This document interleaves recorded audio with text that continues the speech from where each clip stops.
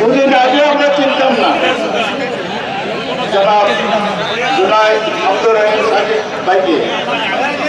আজকে উনি আমাদের এমপি হয়েছেন, এই বিষয়ে বললাম না, এই বুঝে বাংলাদেশবাসী তারা সারা দিন রাত পরিশ্রম করেছেন, 16 দিন 15 দিন অবিশ্বাস্য। শুধু ওনারা না, অন্তর্মহলে যারা ছিলেন মেয়েরা, তারাও তারা প্রতিনিধি করে পাহারা দিচ্ছে যাতে ভোট টাকা দিয়ে কিনতে না করে। এই 15 দিনে যারা ফসল আমরা পেয়েছি, আমরা ওইভাবে পেয়েছেন, কিন্তু আমরা বিজয়ী হয়েছি, বিপুল বিজয়ী হয়েছি। এবং আমাদের নেতা উনি শুধু একজন বাদশাহের নেতা, উনি বাংলাদেশের নেতা, উনি শুধু মন্ত্রী পরিষদের একজন প্রতিমন্ত্রী রয়েছেন, উনি অর্থ এবং পরিকল্পনা এই দুটোই দেখবেন। এই দুটোই কিন্তু ইম্পর্টেন্ট। ব্যক্তি জীবনে চলার পথে, উন্নয়নের পথে এই দুটো মন্ত্রণালয় আমাদের দরকার ছিল, আর আমরা পেয়েছি।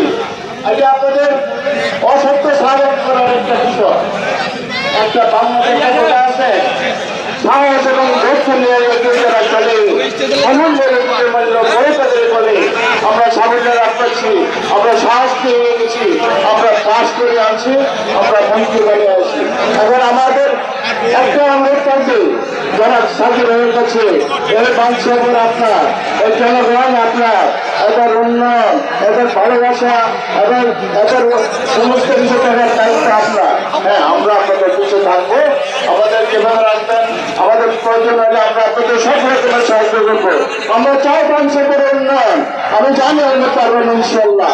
আমি বক্তব্য করতে চাই না, সূর্য নিচের দিকে চলে যাচ্ছে, উত্তরের সময় হয়ে যাচ্ছে।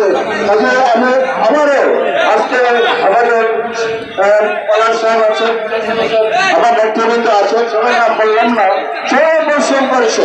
আমি সবাইকে আমার পক্ষ থেকে, আমাদের সবার পক্ষ থেকে আন্তরিক অভিনন্দন জানাচ্ছি, কৃতজ্ঞতা জানাচ্ছি। আসুন আমরা সবাই মিলে জনাব সাকিব সুন্দর পরিবেশ সৃষ্টি করে একটা মানুষের একটা মডেল বিবেচনা হিসেবে গড়ে তুলি। এটা আমাদের কাম্য হবে। আমি আমার বক্তব্য করতে চাই না, আমি সবাইকে আন্তরিক ধন্যবাদ জানাই আমার বক্তব্য শেষ করছি। আল্লাহ হাফেজ, ধন্যবাদ। ধন্যবাদ জনাব এখানে কৃষ্ণকে সম্মানিত উপস্থিতি। আপনারা সরকারে বসুন, পর্যাপ্ত খাবার আছে, আপনাদের হাতের থেকে বক্তব্য নিয়ে আসছে।